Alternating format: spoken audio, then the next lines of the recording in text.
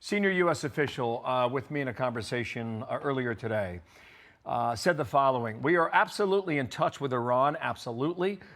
The talks have been positive. If we get lucky, we will have something by the end of the day, suggesting 8 o'clock later tonight." So on the clock, wherever you are in the time zone right now, that's 11 hours from now. I think it's important for two things, Dana. When you look at what the vice president said in Hungary last hour, he talked about the military objectives of Iran are being completed now, which I think might surprise a lot of people, but still feels confident that it can get a response by 8 o'clock tonight.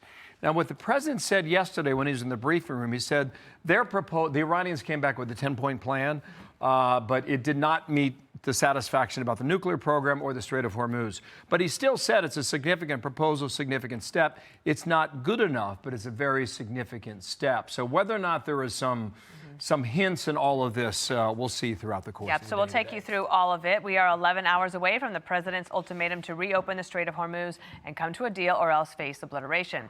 American forces are keeping up the pressure, bombing dozens of military targets on Karg Island overnight, and that's according to a U.S. official. So we also got this from the last hour on Truth Social moments ago. Here we go now, and it's a long one. "A whole civilization will die tonight, never to be brought back again. I don't want that to happen, but it probably will. However, now that we have complete and total regime change where different, smarter, and less radicalized minds prevail, maybe something revolutionarily wonderful can happen. Who knows? We will find out tonight. One of the most important moments in the long and complex history of the world. 47 years of extortion, corruption, and death will finally end. God bless the great people of Iran." So let's get going. Trey Yingst reports from Tel Aviv. Dan Hoffman with analysis on where this could all be heading. But first, a busy day at the White House, and that's where we find Alexandria Hoff. Hi, Alex. Hi, Dana. Well, you know, there have been very few presidential warnings in history as sobering as the first 6 words of that Truth Social post. A whole civilization will die today. And sobering is the point of this. President Trump saying he is not pushing back this 8 p.m. deadline as he had pushed back deadlines before, that Iran has had more than enough time to come to their senses, to come to a deal and open up the Strait of Hormuz. Speaking from the briefing room podium yesterday, the president said that he still has interest and optimism in coming to a diplomatic resolution. I can tell you they're negotiating, we think, in good faith. We're going to find out. We're getting the help of some incredible countries that want this to be ended because it affects them also. A lot of people are affected by this, but we're giving them till tomorrow, 8 o'clock Eastern So time. 8 Eastern, that is 3:30 a.m. Tehran time. The president does not want them to sleep on that deadline. And following through with this threat of decimation to Iranian power plants, that is what is promised here. It's something the president said that he will do if necessary, but doesn't want to, especially if the U.S. has to extend a hand in eventually helping Iran rebuild. I mean, complete demolition by 12 o'clock. And it'll happen over a period of 4 hours if we wanted to. We don't want that to happen. We may even get involved with helping them rebuild their nation. And you know what? If that's the case, the last thing we want to do is start with power plants, which are among the most expensive things. Now, the president yesterday dismissing any criticism that targeting civilian infrastructure would amount to a war crime. He says given these stakes at hand, that just would not apply. Meanwhile, Iranian officials via state TV are urging young people, civilians in their country, to create these human chains and human shields around power plants. But, you know, with that Truth Social post, I think there's a psychological element to that. The president's trying to speak directly to those who are potentially in Iranian emerging leadership, who he has called reasonable, telling them to take this moment, utilize it, and prove that to be the case of them being reasonable. Send it back to you guys. All right, Alex, thank you. So we want to get to Trey Yingst now, the latest from Tel Aviv. And Trey, good afternoon to you. What more do you have at this hour? Hello. Yeah, Bill, good morning. Anticipation is growing across the region ahead of that 8 p.m. Eastern time deadline tonight and that post by President Trump on Truth Social where he said, in part, we will find out tonight one of the most important moments in the long and complex history of the world. It comes as Fox News can confirm that dozens of U.S. strikes targeted Iran's Karg Island overnight. Fox's Jennifer Griffin says the targets included bunkers, radar stations, and ammunition storage. Landing docks, though, Jennifer says, were intentionally intentionally not targeted, according to a senior U.S. official. As this is taking place, the talk of diplomacy continues, and there are many people, including the Israelis and Gulf countries, waiting to see what will happen in the hours ahead. President Trump saying yesterday from the James Brady briefing room what will happen if diplomacy doesn't prevail.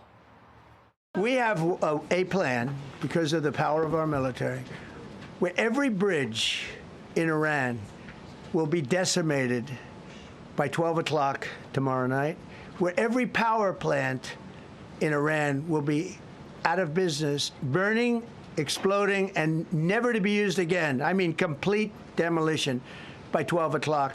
And it'll happen over a period of 4 hours if we wanted to. We don't want that to happen. President Trump telling Fox News over the weekend that Iran isn't even negotiating anymore about their nuclear program. The president said, quote, "The big thing is they're not going to have a nuclear weapon. They're not even negotiating that point. It's so easy. That's already been conceded. Most of the points are conceded." Now, with the talk of diplomacy, we're also learning more about that daring rescue operation to save a U.S. airman over the weekend.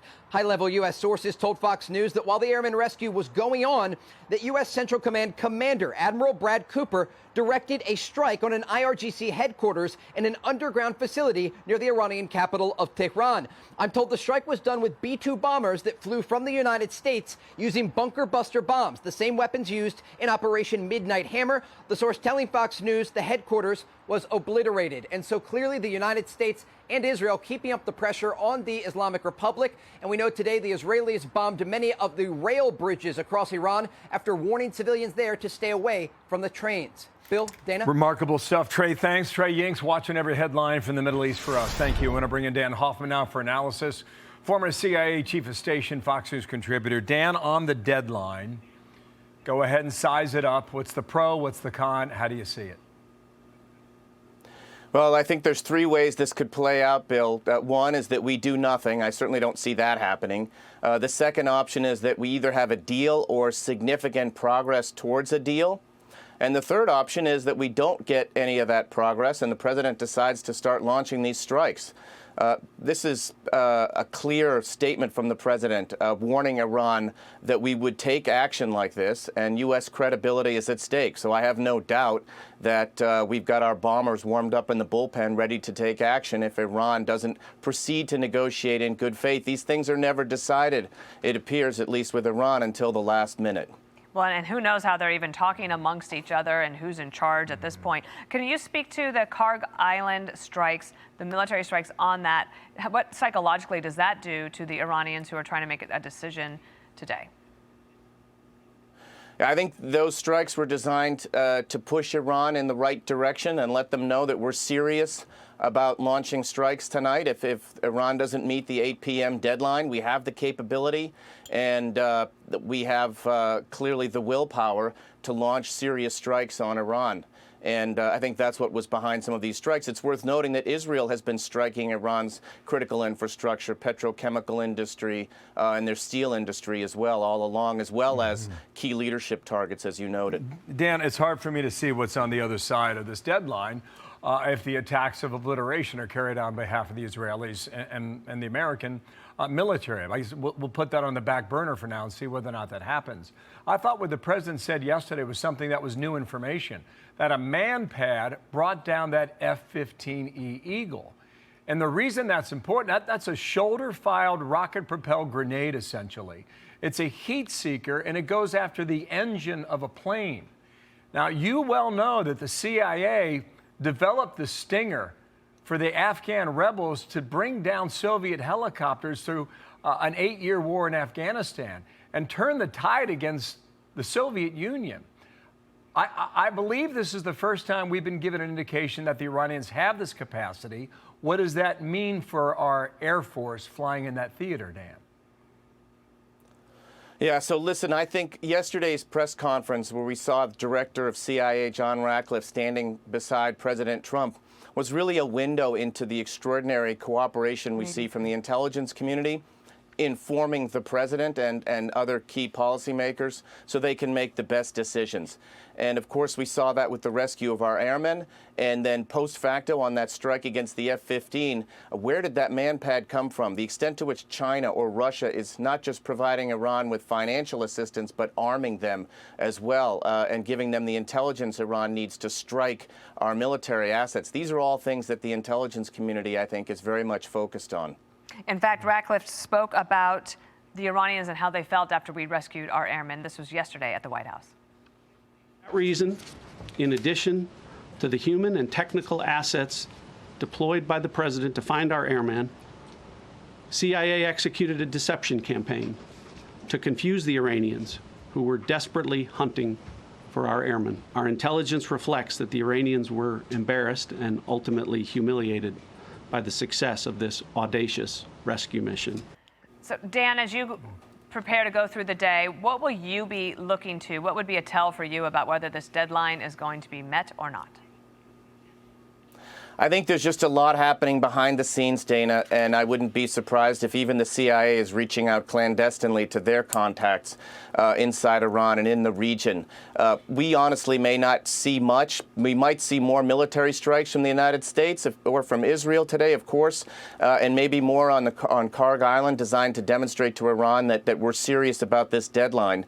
But we may not see much definitive evidence of where we're headed until close to 8 p.m. All right, right now, a little bit before 5 o'clock in the afternoon there in Tehran. The sun sets locally at 6:30. We'll watch it by the hour. It really feels like we're reaching a significant moment, Dan.